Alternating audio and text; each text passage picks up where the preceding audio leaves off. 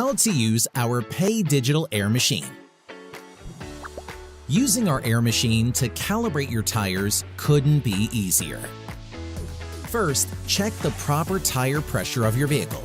Usually, this information is located on the driver's side door jamb. Look for the PSI pressure specification.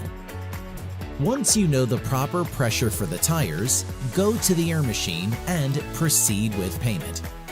You can simply tap, insert, or slide the card into the reader. If you prefer, you can also use Apple Pay and Samsung Pay, or pay with coins.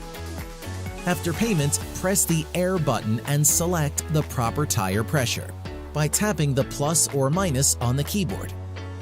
Then grab the chuck located on the right-hand side of the air machine and carefully connect and hold down the chuck firmly on the valve stem. After calibration is complete, you will hear a beep. Gently remove the chuck from the valve stem and go to the next tire to repeat the same procedure. When you're done, carefully return chuck to the buckets on the right-hand side of the air machine.